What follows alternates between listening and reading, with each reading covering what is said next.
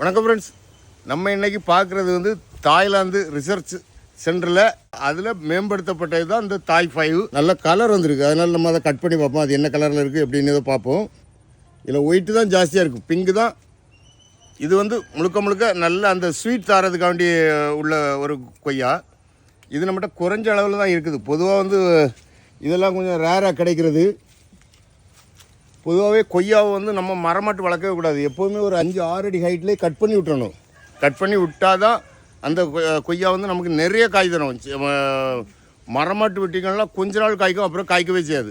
So எப்போவுமே கொய்யாவை வந்து ஒரு 5-6 அடியிலே நீங்கள் கட் பண்ணி விட்டிங்கன்னா நிறைய சைடு பிரான்ச் வரும். அப்படி அந்த சைடு பிரான்ச்சுகளெல்லாம் எவ்வளோ பூ பிஞ்சுகள்லாம் வருதுன்னு பார்த்தீங்களா? எப்போவுமே கொய்யா வந்து கட்டையாட்டு பார்த்துக்கிடணும். கட்டையாக இருந்தால் தான் அந்த கொய்யாவில் காய்க்கும்.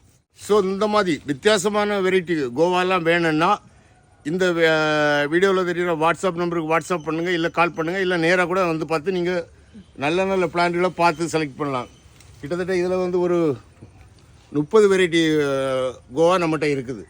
ஸோ இந்த மாதிரி பிளான்ஸு நீங்கள் நேராக வந்தீங்கன்னா பார்த்தே செலக்ட் பண்ணி எடுத்துக்கலாம். முடிஞ்சால் டேஸ்ட் பண்ணி கூட நீங்கள் பார்த்து எடுத்துக்கலாம். Thank you friends.